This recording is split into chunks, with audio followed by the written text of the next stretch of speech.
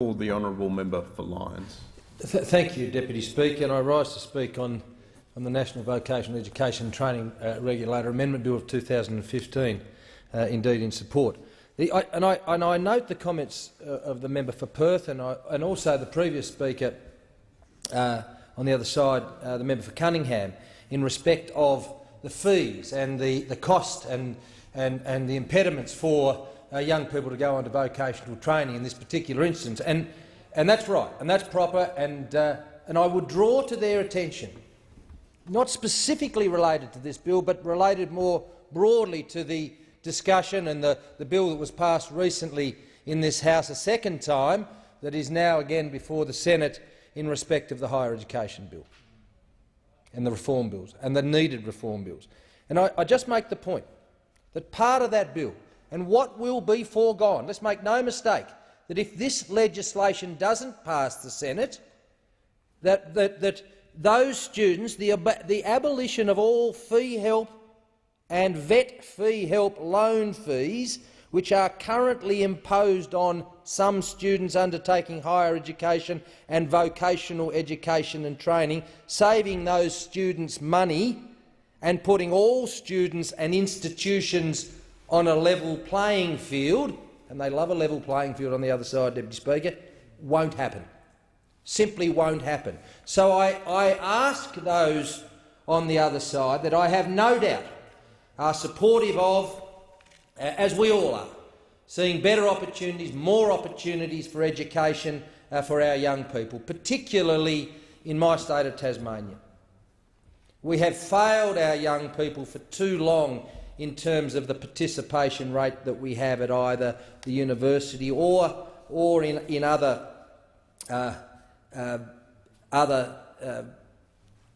vocational education training courses. Part of that goes back to the structure that we have in Year 11 and 12, or the lack of structure. And I commend the Minister for Education in the state of Tasmania, Minister Rockcliffe, for the major reforms that he is undertaking in terms of expanding the number of high schools that are able to offer Year 11 and Year 12 courses in my state. It is a staged process. Some have put up their hands to say they want to be part of this process and haven't been successful in the first round. But the state government is doing really good work. This is so critical. Particularly, it's so critical for students that come from the remote and regional areas within my electorate of Lyons. I would also remind those that funding to the state government in terms of the state of Tasmania from the Commonwealth, remembering that in terms of government schools, only 15% of the funding for schools comes from the Commonwealth, has increased over the forward estimates by 34%. So this is a good thing. This demonstrates how committed this government is to improving the opportunities not only for students going on to higher education, but also going into vocational training, and also in the case of Tasmania, opportunities there to go on and complete Year 11 and 12, which are required obviously to go on to many of these other courses. The purpose of this bill is to allow the government to create a new quality standard to enable problems with the vet providers or vet courses to be quickly addressed, to require anyone who's marketing a vet course to clearly identify who is providing the qualification, to extend the registration period for registered training organisations from 5 to 7 years so that the National Training Regulator absolutely can focus on investigating and acting on high-risk and poor-quality providers. And I think that makes a lot of sense, as well as allow technical amendments to improve the administration of the Act. The bill contains an amendment to improve transparency in the marketing of training, and a number of speakers have referred to this. This measure has come about in direct response to the negative impact of marketing by third parties, often referred to as brokers in the training sector, and in particular the vet fee help market. Potential vocational students must be able to clearly see what they are signing up for and who is the registered training organisation. In my home state of Tasmania, Australia's smallest state, in terms of geography and population. There are more than 100 Skills Tasmania endorsed RTOs. They range across a huge part of the employment and training sector, from childcare and retail training to nursing and primary industries such as the timber industry. The providers are not just locally based companies, but many are part of nationally accredited organisations. And I do appreciate that it is a daunting experience for a young person and their family to find the right course, the right opportunity for their education needs. So it is imperative that the information that they receive is accurate, and the RTOs and the organisations indeed are operating legitimately and responsibly. As we try to improve the employment opportunities, particularly for our young people in Tasmania, and I know we're not the only jurisdiction, but we do have a real challenge, particularly with youth unemployment, the number of training courses to upskill those looking for jobs indeed has grown.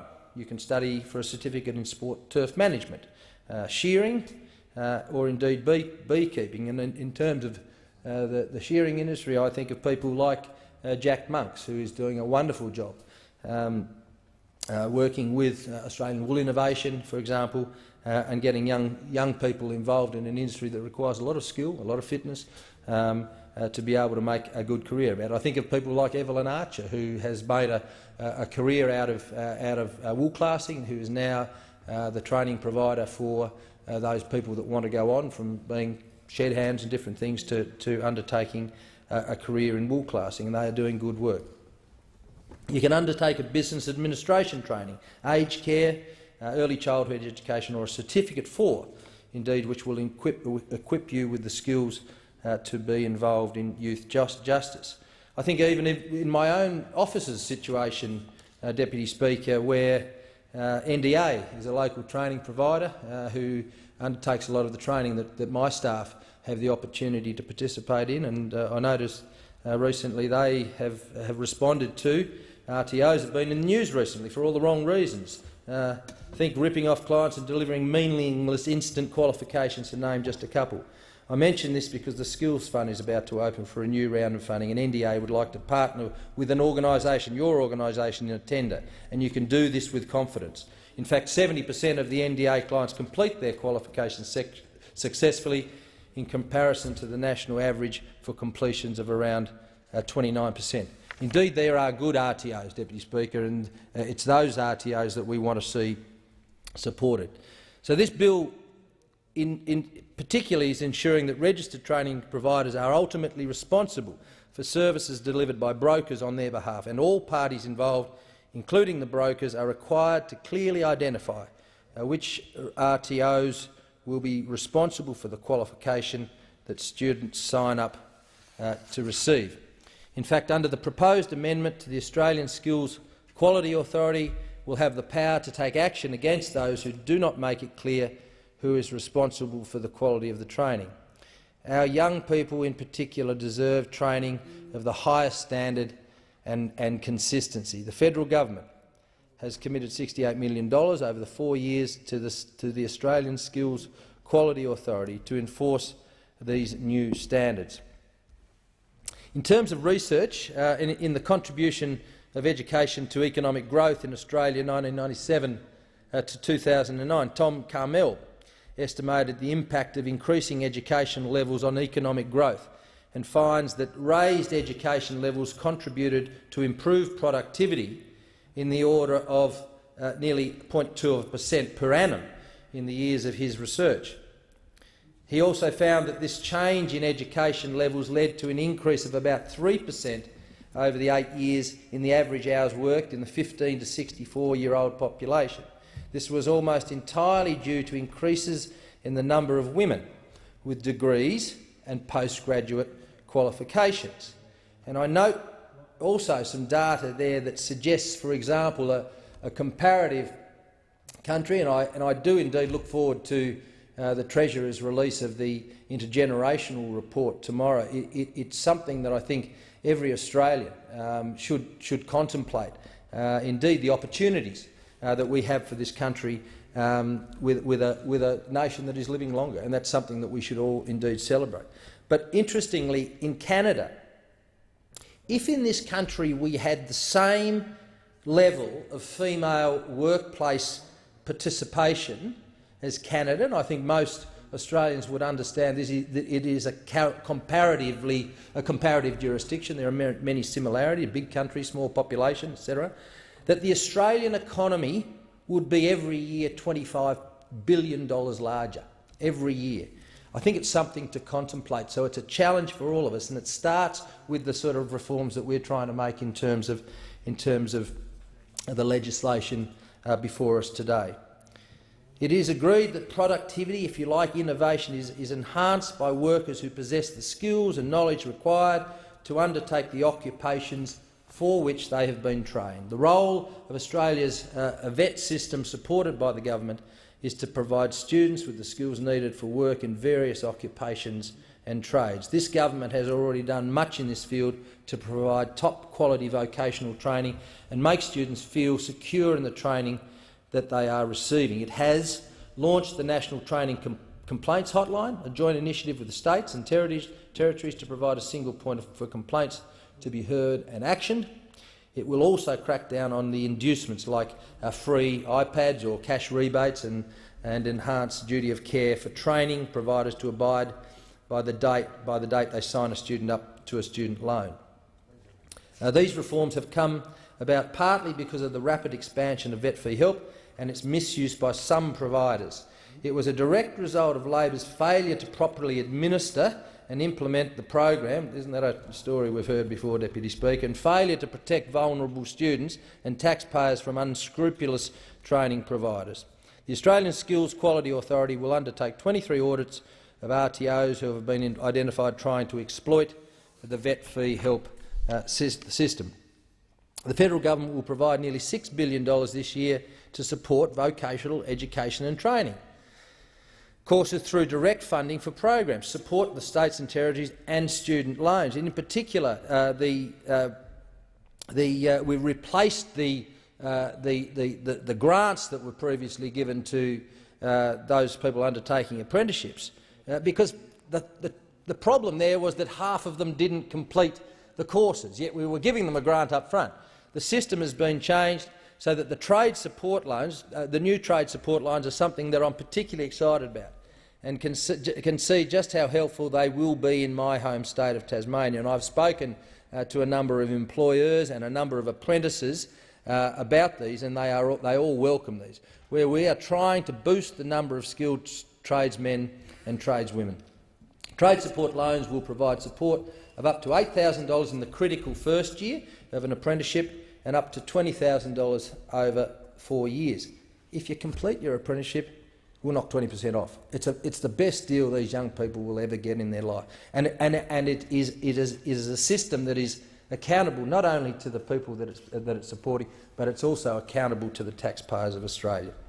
These have proved so successful in the 6 months since the scheme was introduced that 16,000 people across Australia have already taken them up. The loans are to help apprentices with the cost of living and learning, particularly in the early years of their apprenticeship when wages are low, to try to stem the flow of young people dropping out, indeed of training, because they don't believe they can afford it. Those who take out the loans will not be charged interest or fees on the loan and are not required to start paying back the loan until their income is above $53,345 in 2014-15. Research last year proved that the VET system offers a cheaper and less stressful entry point to the education sector for people who have experienced some social disadvantage in their lives, indeed. Tabitha Griffin found the financial stress was one of the biggest barriers to students moving from lower-level qualifications to higher-level VET and higher education. So we are moving to alleviate that. Other research last year by academic Sonia White found that the inherent differences in the two sectors mean that transitioning students have to adjust to two different learning cultures, expectations and models of assessment. The higher education reforms, which I mentioned earlier, introduced by Mr Pyne last year, recognised the potential of a collaborative framework between VET providers and universities for facilitating the smooth transition from the VET sector, which is critical in my state through those pathway courses, to university. I commend the bill to the House. Thank you, Deputy Speaker.